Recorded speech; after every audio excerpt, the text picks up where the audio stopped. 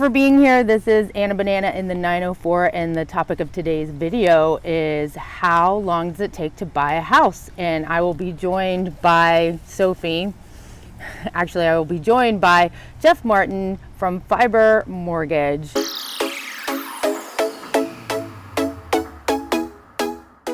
Thank you for joining us today, YouTube and Google and everyone out there in internet land. This is Anna Banana in the 904, and I am joined by my preferred lender, Geoff Marton at Fiber Mortgage. So today we're going to talk about the 5 things to make sure that you have in your back pocket to get that done. Tip number 1. Choosing a local lender. Geoff, take it away and explain why that's so important. Yes, so very similar to choosing a local realtor who knows the market. Just having some knowledge of the local market and its conditions, allowing your loan officer to be at your closing. This can be very nerve-wracking for people sometimes. You get to a closing and you're not sure if the funds are there, and the closer is asking questions that you don't know the answers to because we've been doing the work all along. Well, in most cases, your big banks and your national things or whatever, they're not going to be at your closing. I am going to be at your closing. Your local lender is going to be at your closing. And that just allows us to smooth out all that stuff so that all you need to do is bring a limber wrist so that you can sign your name 1 million times and go home to your new home. Okay. Number 2, getting pre-qualified. So pre-qualified and pre-approved, I get that question a lot. What's the difference between pre-qualified and pre-approved? Pre-qualification can go either way, and it really has to do more with the comfort of the buyer than anything else.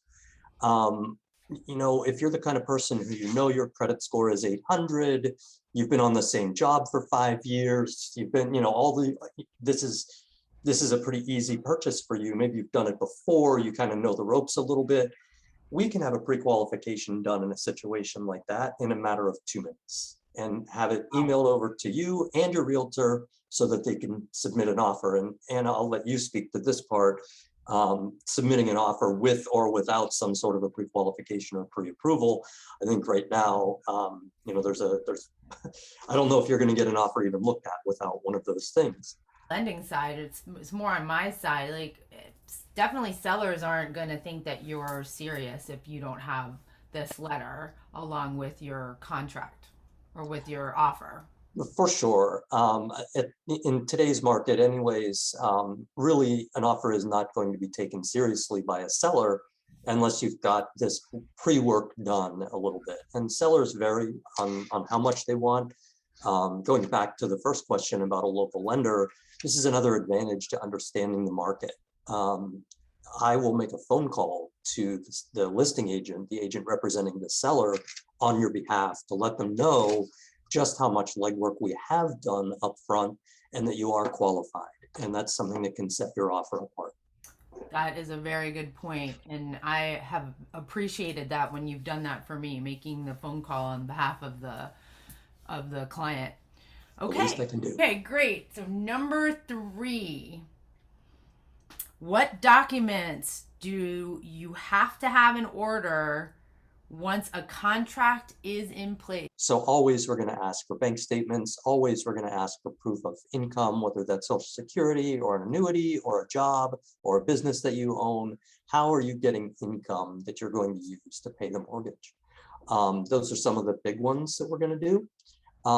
There will always be some other documents, and we've got a team in place of loan officer assistants who are document experts. This is what they do for a living. They know exactly what to expect, and they will ask you for the right documents the first time. This is really an important step. So number 4 is the type of loans and loan products that are available right now, because the average Joe doesn't really know. So can you expand on that? Yeah, of course, Anna. The average Joe, this is for you. So I would say let's highlight 5 different loan products today. First one is conventional. This is the normal loan product. This is what the majority of people use, especially right now in a competitive market. Conventional loans, often give you the best advantage, but not always. Jacksonville, as you know, is a military town, so VA loans are all over the place here, and that's fantastic. It's a great loan product for those who qualify for it. So vets, I'm talking to you. If you're out there and you're thinking about buying a house, a VA loan for very many vets is a fantastic thing to do. And I want to point out that in 2021, the VA removed the upper loan limit on VA loans. So you can now go out and buy yourself $1 million, $2 million, $3 million house on a VA loan. So that is something that is important to know for a lot of people buying in this area. The next loan to talk about, we'll just kind of move right from there, from the VA big numbers to a jumbo loan. So in the year 2021, a jumbo loan is anything over $548,250 in loan amount. So the house can cost whatever you want. It's all based on the loan amount. If it's over $548,250, you're going to move into jumbo loan territory. Jumbos have advantages and disadvantages. Obviously, the biggest advantage is it allows you to buy the house you really want. Jumbo loans also, currently, I have a product out there that will allow you to go up to 89.9% loan to value. So you're putting just a tiny bit over 10% down and not paying mortgage insurance. So that can be a huge advantage of a jumbo loan. Disadvantages would be basically just rate. The rate is typically a little bit higher than a conventional loan, although it does vary. And it does vary on markets that are different from the ones with conventional. So they don't necessarily move in perfect sync with each other. FHA loans haven't been super popular lately, although it's still a great loan product. It can allow people who are struggling with credit a little bit to get into purchasing a house, which, if you can do that, often is going to help you to kind of get the credit situations from the past rectified. So FHA loans can be a really good product and typically have very, very low rates. Another one that's become popular around here is a USDA loan. And that USDA loan is typically considered for rural areas.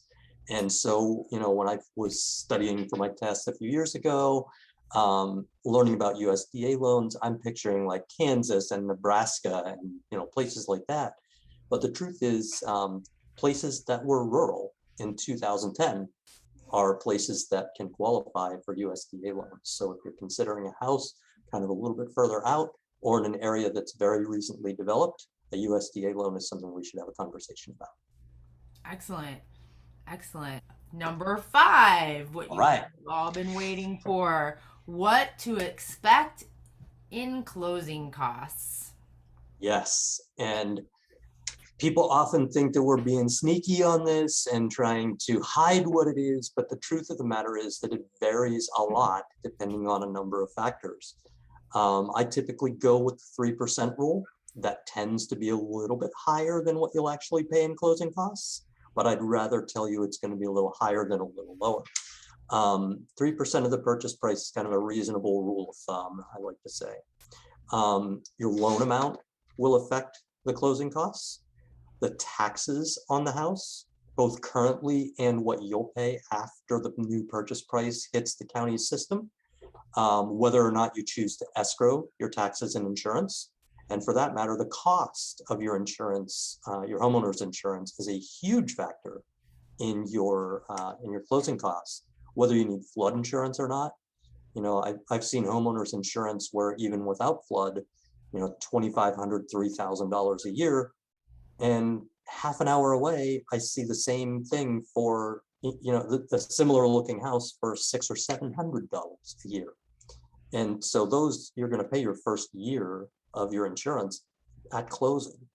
And so that's going to be a huge effect on your closing costs. So there are a lot of factors. And the one piece of advice I would give you is to always ask for a loan estimate. Do not accept a fee worksheet. Do not accept a good faith estimate. That one's not even legal anymore. Wow. It has to be a loan estimate, and that does give the consumer a lot of protections. It will show you what your closing costs are going to look like, and it will protect you from increases in those fees over the course of the loan, you know, kind of playing its way out over a period of maybe 2 to 3 weeks if you're going with a local lender, or an undetermined number of weeks if you're going with one of the big guys. Great. Okay. How long does it take to finally get the key to that house? That is a great question. So the average in the industry right now is 46 days from the time you apply Wow. to the time your loan closes. So Anna, would you like to take a stab? What do you think Fiber Mortgage's average is? If the industry average is 46 days, how long do you think it takes us? Man, I like to give a cushion, but I think you've told me in the past that you can close in as quickly as 30 days, if not sooner. Our average to close a loan right now, as of this month, 13 days Dang, from average? application to clear to close. Average. Average.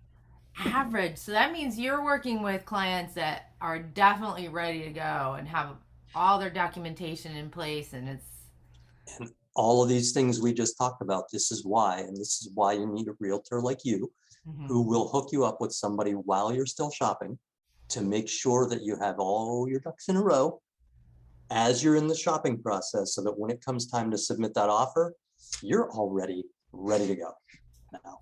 So the answer to that, how long does it take to purchase a house after you've gone through your 5 steps, of course, Mhm. is 13-day average. 13-day average.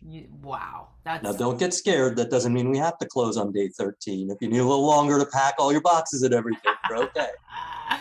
wow. Okay. Well, that's awesome. Okay, thank you so much for listening in. This is Anna, Banana, and Sophie in the 904 with Momentum Realty. Make sure to subscribe if you're interested in seeing more of this action, and for more awesome information having to do with anything and everything in the 904. Have a good one. Thank you.